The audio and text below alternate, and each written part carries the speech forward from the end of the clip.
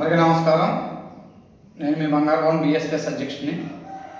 ఈరోజు doctor BR Ambedkar Konaseema జిల్లా Amalapuram division I. Polavaram మండలం మమ్మడివరం నియోజకవర్గం గుర్తింది గోగుల్లంక గ్రామ పంచాయతీలో శివారణం హోంశక్తి బంగారమ్మ లంక భూములపై 2008 నుండి వచ్చిన డీ పట్టాలను భూ స్వాధీన పట్టాలను ఏర్పాటు చేసి నాకు అటెస్టేషన్ చేసేటప్పుడు ఇవన్నీ కూడా ఎన్నో జరిగి ఉన్నాయి. కాబట్టి అప్పటి నుండి కూడా అనేక మేము సాగులు చేస్తున్న అగ్రికల్చర్ డిపార్ట్మెంట్ వాళ్ళు కానీ, ఉన్నత అధికారులు కానీ, కలెక్టర్ గారు కానీ, ఆర్డీఓ గారు కానీ, ఇలాగ ఎంతోమంది జేసీ గారు, డిఆర్ఓ గారు కూడా ఎన్నో చేశారు. మాతో పాటు మాకు ఇమ్మని చెప్పేసి స్వయంగా జిల్లా యంత్రాంగం, జిల్లా కలెక్టర్, జిల్లా ఉన్నత అధికారులు కూడా, అధికారి వాళ్ళు కూడా ఎంతో మా పట్ల గౌరవాన్ని చూపిస్తూ ఇవ్వడం జరిగింది. అదేవిధంగా ఈ రోజుని మేము ఎన్నిసార్లు చెప్పినా సరే ఇదవ్వలేదు. 2008 నుంచి కూడా ఇప్పుడు దాకా ఎక్కడ కూడా ఫారెస్ట్ ఆఫీసర్లు వాళ్ళు కనబడలేదు, ఎక్కడ చేయలేదు కూడా. అయితే 2023-24 ప్రాంతంలో దగ్గరలో ఎలక్షన్ దగ్గరలో మన సార్వత్రిక ఎన్నికల్లో కూటమి ప్రభుత్వం జరిగిన ఎన్నికల మధ్యలో ఏపీలో అమ్మవారి గుళ్ళు భద్రపరిచి కొత్తగా ఒక ట్రెండర్ సృష్టించారు. సరే ఏదో అన్యమతస్తుల మీద పోద్దని చెప్పేసి అనుకున్నారు.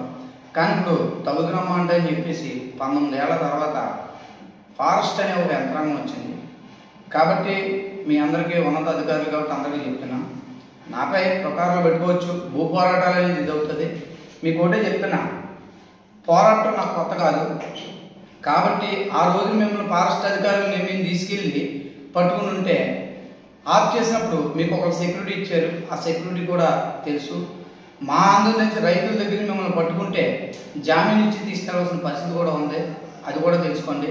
నేను ఓర్పు సహనంతో ఉన్నాను. 2017లో ఒక ఆర్డర్ తీసుకొచ్చా. దాంట్లో కూడా పట్టాదారు ప్రాసెస్ కానీ ఉన్నతమైన న్యాయస్థానం వారు మా పట్ల గౌరవించి ఏపీ తెలంగాణ జ్యుడిషియల్ హైకోర్టు వారు జస్టిస్ విశాల్ అబ్దుల్ ముఖర్జీ గారు మాకు ఒక ఆదేశాలు జారీ చేయడం జరిగింది. ఆదేశాల మేరకు మా భూములు మేము ఎవరో మమ్మల్ని టచ్ చేయాలి. ఇప్పటికీ మమ్మల్ని టచ్ చేయాలి. భూమి మాదే, ఆ భూమి ల్యాండ్ మాదే. డాక్యుమెంటేషన్లో 66 రకాలు ఇస్తారు. కానీ ఈ అధికారి యంత్రాంగం ఏదైతే ఉందో, కింద స్థాయి అధికారి యంత్రాంగం, అధికారులు ఫారెస్ట్ యంత్రాంగం కూడా కేవలం ఫారెస్ట్ అధికారులు, మండలంలో స్థానికంగా ఉన్న పంచాయతీ రెవెన్యూ అధికారులు లోకల్లో పొలిటికల్ పోరాటం వేసుకుంది. అమ్మవారి విగ్రహాలు బద్దలు ఉండీలు ఎత్తుకుపోయారు. అది కూడా మీరు జాగ్రత్త చూసుకోండి. కాబట్టి ఒక అధికారులకి నేను పరువు తీయకూడదని చెప్పి అవుతున్నాను. ఉన్నతమైన చెప్తున్నా.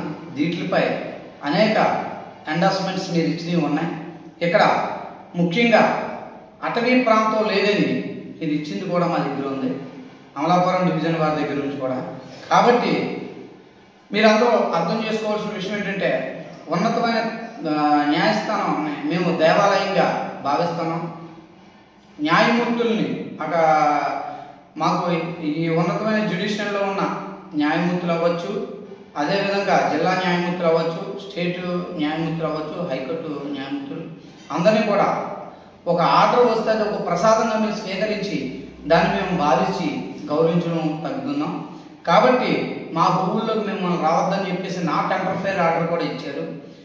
అధికారి యంత్రాంగం ఉన్నతమైన పవిత్రమైన భారతదేశానికి, భారత రాజ్యాంగం మూల స్తంభం కింద నిలిచబడి ఉన్న న్యాయస్థానాన్ని మీరు ఎందుకు గౌరవించట్లేదు మాకు తెలియట్లే. కాబట్టి మీరు వారు కావాలి, రాద్ధాంతం కావాలి అనుకుంటే నేను రాద్ధాంతానికి కూడా దిగడానికి సిద్ధంగా ఉన్నాను. కాబట్టి నేను ఒక పెద్ద ఆయనకి మాట ఇచ్చాను. ఆ పెద్ద ఆయన నాకు మాట ఇచ్చారు. ఆ పెద్ద ఆయన మాట వలన ఈ రోజు దాకా నేను ఆడటం జరిగింది. మా కులం మమ్మల్ని కాటేసిందన్న సంగతి మాకు తెలుసు. మా కుల నాయకులు మాకు కాటేశారని మాకు తెలుసు. కాబట్టి 2014 ప్రాంతంలో 17-4లో మాకు ఒక ఆర్డర్ ఇచ్చారు. ఆ ఆర్డర్లో కూడా మాకు చాలా ఇది ఉంది. డిస్పాచ్ చేస్తే మీరు డిస్మిస్ అనే ఒక క్రియేట్ చేశారు. అది కూడా కొంచెం చూసుకోండి. నెక్స్ట్ ఇంకో విషయం ఏంటంటే, మిమ్మల్ని రావద్దని పదే మీరు ఎన్ని వేసినా, ఎన్ని కౌంటర్స్ వేసినా మిమ్మల్ని నమ్మబోము, మీరు పక్క పోండి అని చెప్పడం కూడా జరుగుతుంది. కాబట్టి ఉన్నతమైన ప్రభుత్వ అధికారులని మీరు పరుగులు తీయద్దు. కింద స్థాయి అధికారులు చెప్పిన మాట్లాడాలి.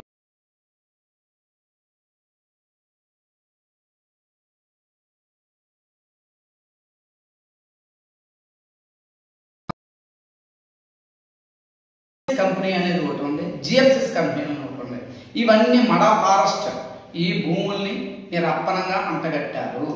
దీంట్లో ఎవరు ఎన్ని కోట్లు తిన్నారో, ఎవరు ఎంత డబ్బు ఉందో ప్రతిదీ ఫ్యాబ్రికేషన్ ప్రకారం నా దగ్గర ఎవిడెన్స్ ప్రూఫ్స్ ఉన్నాయి. అది కూడా మీకు చెప్తున్నా. అయితే మీది మీరే ఇచ్చారు, ఫారెస్ట్ యంత్రాంగం లేదు అన్న ఒక మాట ఇచ్చారు. ఇక్కడ అటవీ శాఖ అనే ఒక ప్రారంభాన్ని మీరు తీసుకొస్తున్నారు. అంటే అనాథ కాలం నుండి మీరు మత్స్యకారుల్ని, అక్కడ ఉన్న లోకల్లో ఉన్న వాళ్ళని కూడా మోసం చేశారనే పదాలను కూడా ఇక్కడ తీసుకొస్తున్నాం. కేవలం మత్స్యకారులు మీరు అన్యాయం చేశారు, అది కూడా గుర్తుంచుకోండి. రాజకీయ పార్టీలని బేరం ఉంటాయి, మీరు పోతాయి. కుర్చీ ఎక్కుతారు, దిగుతారు, కూర్చున్నవాడు కూర్చుంటారు, నా ఆఫీస్ కూడా వచ్చి కూర్చుని చెప్పి కూర్చుంటారు, వెళ్ళిపోతారు. ఎలాగైతే వెళ్ళిపోతారో అలాగే వెళ్ళిపోవాల్సిన పరిస్థితి ఉన్నాయి. ఒక న్యాయం చేయడానికి ఇది న్యాయంగా మీకు ఉన్నత అధికారులను పేరు ఉన్నది చేసుకోండి. మిమ్మల్ని నేను పట్టుకోవాలనుకుంటే ఆ రోజునే అక్కడే పట్టుబట్టుకుని కూర్చున్నాను. కానీ ఎక్కడ కొన్ని విధాలా ఒక పెద్ద ఆయన నాకు మాట ఇచ్చారు, ఆ పెద్ద ఆయన నేను మాట ఇచ్చాను కాబట్టి ఈ రోజు మేము ఆగుతున్నాం.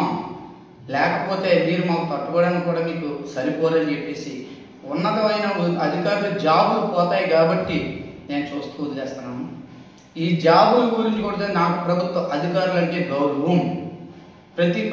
మీరు చాలా కష్టపడి ఉన్నతమైన స్థాయి నుంచి మీ తల్లిదండ్రులు మిమ్మల్ని చదివించి పోషించి ఎన్నో విధాలుగా తీసేసి ఎంతో కష్టపడి ఎన్నో కోట్లు పడితేనే మీకు ఈ జాబులు రాలేదు.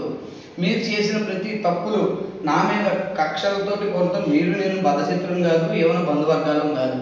కాబట్టి లేనిపోయిన కౌంటర్లు వేసి పిచ్చి పిచ్చి కౌంటర్లు దెబ్బలు మీరే ఇబ్బందులు పడే పరిస్థితి వస్తుంది. న్యాయస్థానాలు మిమ్మల్ని నమ్మవు, కానీ న్యాయస్థానాలు మీరు గౌరవించట్లేదు. ముఖ్యంగా తీసుకొని చట్టపరమైన చర్యల ప్రకారము ఒక గౌరవాన్ని ఇచ్చిన ఆదేశాలను మీరు అనుచరుగా తీసుకోకపోతే, న్యాయస్థానాన్ని గౌరవించకపోతే నేను సహించను. మొట్టమొదటిగా నేను నా మనసు ఆత్మసాక్షిగా నా తల్లిదండ్రుల తర్వాత గౌరవించేది నేను ఒక న్యాయస్థానం వారినే. న్యాయస్థానం వారి తర్వాత ఉన్నత ప్రభుత్వ అధికారులను, అలాగే నా మీడియా మిత్రులను, అదేవిధంగా ప్రభుత్వాన్ని గౌరవించగలిగ ప్రభుత్వం వారిని నేను భావించుకుంటాను. కాబట్టి ఇందులోకైతే మీరు ఎంటర్ అవ్వద్దు. ఎంటర్ అయ్యారంటే పరిణామాలు వేరేగా ఉంటాయి. దొంగచాటుగా కార్యకలాపాలు చేస్తున్నారు, నా మీద లేనిపోయిన పుకార్లు ఎత్తున్నారు.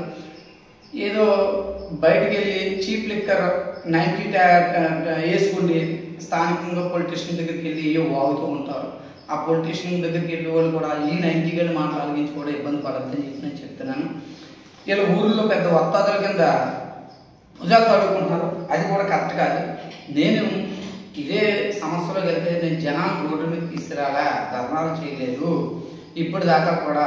కాబట్టి నాకు ప్రభుత్వ యంత్రాంగంపై, ఈ కూటమి ప్రభుత్వంపై పెద్ద ఆయన ఉన్న నమ్మకంపై నేను ఈ రోజుని కామ్గా ఉన్నాను. కాబట్టి మీరు కార్యకలాపాలు చేసి తప్పుడు స్టేట్మెంట్ల ప్రకారం తప్పుడు పుకార్లు చేస్తే మీరు ఇబ్బంది పాలవుతారని ఈ సభాముఖంగా తెలియజేస్తున్నాను. కాబట్టి మీరు నా వెంటనే మిమ్మల్ని రావద్దని చెప్పినప్పుడు స్టేటస్ కో నడుస్తున్నది. స్టేటస్ కో నడిచినప్పుడు ఉన్నతమైన న్యాయస్థానాలు మిమ్మల్ని వెళ్ళొద్దన్నారు, నన్ను వెళ్ళొద్దన్నారు. ఆలయం నిర్మాణానికి ఇచ్చిన వరకు డైరెక్షన్ ఇచ్చిన తర్వాత నేను మళ్ళీ వస్తాను. అప్పటిదాకా నేను అక్కడ అడుగు పెట్టకూడదు కాబట్టి ఆగాను. క్రీక్ సర్వేస్తారు ఎందుకంటే మేము మళ్ళీ కప్పెట్టేసుకుంటాం. ఆ రోజున కప్పెడుతుంటే మీరు ఏమన్నారు, 1,70,00,000 రూపాయలు శాంక్షన్ అయింది బాబు, ఒక్క 10 రోజులు ఆగు, అయిపోయిన తర్వాత ప్లాంటేషన్ తీసేసి వెళ్ళిపోతాం, మాకు ఫోటోలు వరకే అన్నారు. కంపార్ట్మెంట్ లేని కంపార్ట్మెంట్ని తీసుకొస్తున్నారు. తప్పులు చేస్తే పోయేది మీకు జాబులు తప్ప ఇంకేమీ ఉండదు. నాకు పోరాటం అనేది కొనసాగుతుంది. ఈ ప్రభుత్వం కాదు, ఇంకో ప్రభుత్వం. కానీ ఈ ప్రభుత్వంపై నాకు ఎటువంటి అపోహ లేదు. కాబట్టి నేను పెద్ద ఆయన్ని గౌరవిస్తున్నా, పెద్ద ఆయన నాకు గౌరవిస్తారు. పెద్ద ఆయన నన్ను గౌరవిస్తున్నారో లేదనేది నా పని చేసిన తర్వాత నాకు తెలుస్తుంది. ఇందులో ఎంతమంది అడ్డు వచ్చినా, ఎంతమంది తప్పుడు రాజకీయ నాయకులు అడ్డు వచ్చినా తొక్కుకుండా మాత్రం వెళ్ళిపోతానని మాత్రం శబ్దం చేస్తున్నాను. భూమి నాది, భూమి మాది. ఇక్కడ మా బీసీ ఎస్సీ ఎస్టీ మైనార్టీ అగ్రవర్ణ పేదలతో కూడా అధిక స్థానంలో ఉన్న, అత్యంత స్థానంలో ఉన్న మా మత్స్యకారులది. కాబట్టి ఇది ఒకదాంతో వదిలేస్తున్నాను అనుకుంటున్నారు. నన్ను కానీ గెలిగితే డొంకంతా బయటికి తీస్తా, ఎవరెవరు ఎంతంత తిన్నారో అని చెప్పి. మండల స్థాయి అధికారులు ఆ టైంలో చేసిన తప్పులను ఒక స్థాయి అధికారులు కొద్దిగా పాటిస్తారు. కానీ నన్ను ఎప్పుడు కూడా జిల్లా స్థాయి అధికారులు కానీ డివిజనల్ స్థాయి అధికారులు కానీ గౌరవించి తగ్గ వాళ్ళనే ఇప్పుడు కూడా గౌరవంగా కూర్చోబెట్టే మాట్లాడారు, వెళ్ళిన సమస్య విన్నారు. దీనిపై నా తరపున ప్రత్యేకంగా కార్తికేయ మిశ్రా గారు ఆ టైంలో, అప్పుడు జేసీ గారు, డిఆర్ఓ గారు కూడా సుమారు 3 ఏళ్ల దీని మీద పిటిషన్ పెట్టి వాళ్ళు కలెక్టర్ గారు మా తరపున పెట్టి దెబ్బలాడిన రోజులు ఉన్నాయి. కలెక్టర్ గారు ఇచ్చిన పిటిషన్ కూడా మీరు గౌరవించలేదు. కాబట్టి ఒక న్యాయస్థానం గౌరవించలేదు. అదేవిధంగా మేము పిఎల్సిఎస్ కొన్ని వేల మందిని, మేము 100,000 మందిని ముమ్మడివరం కోర్టులో 12 నెలలు 13 నెలలు డైలీ ప్రతి నెలలో 2 వాయిదాలు, ఒక్కోసారి 3 వాయిదాలు కూడా వేసుకుంటే మేము చేసిన రోజులు ఉన్నాయి. ఆల్రెడీ దావా ఉన్నది, దావాలో కూడా మీరు ముట్టుకుని ఇంకా ఇబ్బందులు గురి చేస్తున్నారు. కాబట్టి చెప్తున్నా, దీంట్లో ఇబ్బందులు పడితే మీ జాబులు పోతాయి తప్ప నాకు పోయేది ఏమీ లేదు. ఇంకొక సంవత్సరం ఎక్స్ట్రా పోరాటం తప్ప. కాబట్టి ఈ భూముల్లో లేకపోయిన దొంగ రాజకీయాలు, తప్పుడు వ్యవహారం చేయకూడదు. సారా కాపులు ఎవరు కాస్తున్నారో, ఏ బ్యాచ్తో మీరు కాయించుతున్నారో, ఎవరెంత తీసుకుంటున్నారో, సెక్షన్ ఆఫీసర్లు ఏం చేస్తున్నారో ప్రతిదీ నాకు తెలుసు. దీనివల్ల మీ జాబులు పోతాయి. నా మీద ఎటువంటి కేసు అయినా పెట్టించుకోండి, ఎటువంటి వ్యవహారం అనేయండి, ఎన్ని కబ్జా కేసులు మీరు రాయండి. నాతో పాటు మీరు వస్తారని ఈ సభాముఖంగా తెలియజేస్తూ సెలవు తీసుకుంటాను. మీ